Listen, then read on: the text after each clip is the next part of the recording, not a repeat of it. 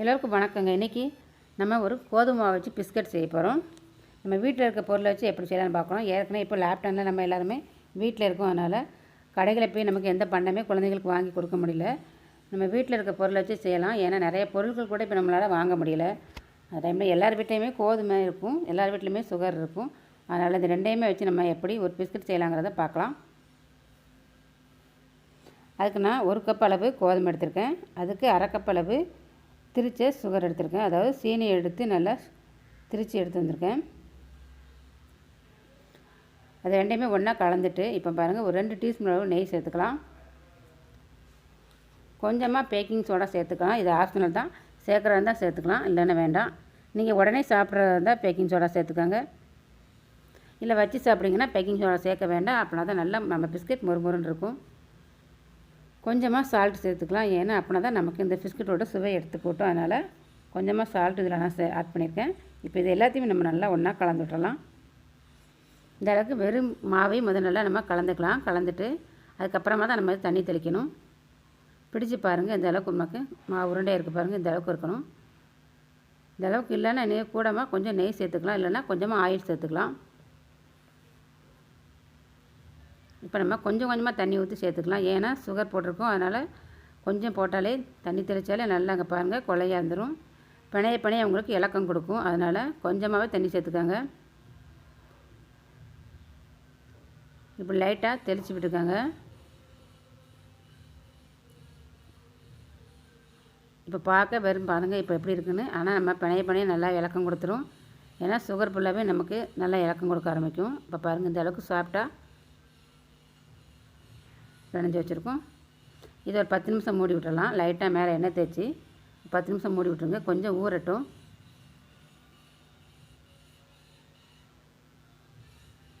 எல்லா பக்கமும் எண்ணெய் படுறாங்கிறதுக்காக தான் நான் தூக்கி நல்லா உருட்டி வச்சுருக்கேன். நல்லா காற்று போகாத அளவுக்கு மூடி போட்டுடலாம். பாருங்கள், 10 நிமிஷம் ஆகிடுச்சி. நல்லாவே கொஞ்சம் ஊறி வந்திருக்கு பாருங்கள், கையில் ஒட்டவே இல்லை. இப்போ நீங்கள் கிச்சன் டாப்பில் கூட போடலாம். நான் பெரிய கல் வச்சுருக்கேன், அதனால் அதில் போடுறேன். நம்ம சப்பாத்தி தேய்க்கிற பெரிய கல்லில் நம்ம கொஞ்சமாக கோதுமை மாவு தூவிடலாம். ஏன்னா சுகர் சேர்த்துக்கனால ஆயில் சேர்த்திங்கன்னா கிளுகிளுன்னு இருக்கும். இப்படி சேர்த்தா தான் மாவு சேர்த்தா தான் நமக்கு நல்லா வரும். நான் இப்போ இந்த மாவை 2ஆக எடுத்து வச்சுக்கலாம்.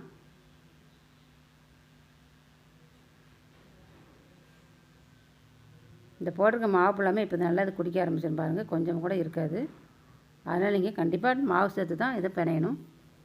தேய்க்கும் போது கண்டிப்பாக மாவு சேர்த்துக்காங்க. திருப்பி போட்டு நல்லா நம்ம தேய்ச்சி எடுத்துக்கலாம். ரொம்ப நைஸாக தேய்க்கக்கூடாது, ஓரளவுக்கு நமக்கு திக்காக இருக்கணும். அப்போ தான் பிஸ்கட் சாப்பிட்றச்சு நல்லாயிருக்கும்.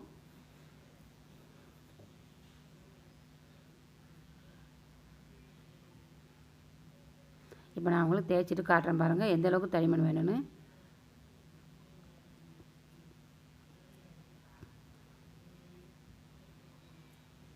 நீங்கள் குட்டி குட்டியாக போட போகிறீங்கன்னா இதோட கொஞ்சம் தடிமனாகவே போட்டுக்கலாம். நான் கொஞ்சம் பெரிய சைஸாக போடுறதுனால கூட கொஞ்சம் தேய்ச்சி எடுத்துருக்கேன். இல்லை நீங்கள் சின்ன சின்ன பிஸ்கட் செய்ய போகிறீங்கன்னா இதோட கொஞ்சம் தடிமனாக எடுத்துக்காங்க. அப்படின்னா தான் நமக்கு நல்லாயிருக்கும். இப்போ நான் ஒரு சின்ன ரவுண்டு பேஸ் அளவு கிண்ணம் எடுத்திருக்கேன். அந்த கிண்ணத்தை வச்சு நீங்கள் ஒரு அழுத்தினாலே டாப்பாக நமக்கு வந்துடும். ஏன்னா மாவு கொஞ்சம் நம்ம திக்காக வச்சுருக்கோம். பாருங்கள் இப்போ எப்படி அழகாக வந்துருச்சுன்னு. நான் சுகர் கூடயே கொஞ்சம் ஏலக்காய் போட்டிருக்கேன். உங்களுக்கு தெரியும்னு நினைக்கிறேன், பார்த்தாலே தெரியும். ஒரு 4 ஏலக்காவை நம்ம சுகர் திரிக்கிச்சிலே போட்டுட்டோம். எல்லாத்தையுமே இதே மாதிரி நம்ம பீஸ் போட்டு எடுத்துக்கலாம். பாருங்கள், எல்லா மாவையும் நம்ம பிஸ்கட் போட்டு எடுத்தாச்சு. இப்போ ஒரு ஃபேனை அடுப்பில் வச்சுருக்கேன்.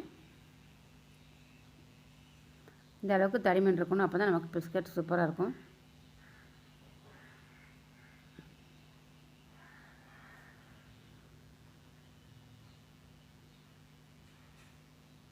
இப்போ கடாயில் லைட்டாக தான் எண்ணெய் ஊற்றிருக்கு, ரொம்ப எண்ணெய் தேக்கலை.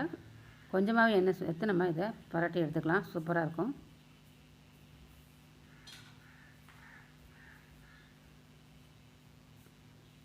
பாருங்கள், எல்லாமே ஒரு பக்கம் வெந்துருச்சு. இப்போ நம்ம இதை மாற்றி போட்டுக்கலாம். நீங்கள் அப்படி எண்ணெய் இல்லை, அப்படி எண்ணெய் எல்லாம் பொறிக்க வேண்டாம் அப்படின்னு நினச்சிங்கன்னா இட்லி தட்டில் வச்சு இதை நல்லா அவிச்சு எடுத்துருங்க. அவிச்சு எடுத்துகிட்டு அதுக்கப்புறம் வெறும் கடாயில் ஒரு டீஸ்பூன் எண்ணெய் ஊற்றி நல்லா பரட்டி சூடாக போட்டு வைங்க. சூப்பராக வந்துடும் பொரிச்சு எடுத்தா. நான் இப்போ இதை கொஞ்சமான எண்ணெயிலே பொரிச்சு எடுக்கிறேன்.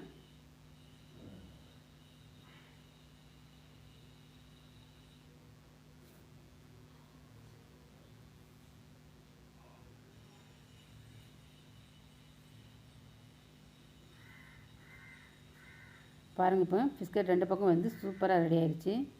இதை இப்போ நம்ம எண்ணெயை வடிகட்டிட்டு வேறு ஒரு பாத்திரத்துக்கு மாற்றிடலாம்.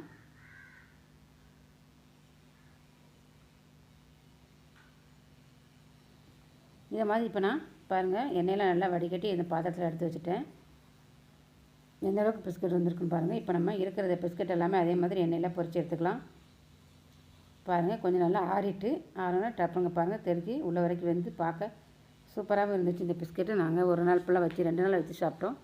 நீங்களும் இதே மாதிரி செஞ்சு பாருங்கள். செஞ்சு பார்த்துட்டு உங்கள் கமெண்ட்ஸ் எங்களுக்கு தெரிவிங்க. இந்த வீடியோ உங்களுக்கு பிடிச்சிருந்தா லைக் பண்ணுங்கள், ஷேர் பண்ணுங்கள். மறக்காமல் ஸ்டார் குக்கிங் சேனலுக்கு சப்ஸ்கிரைப் பண்ணுங்கள். தேங்க்யூ.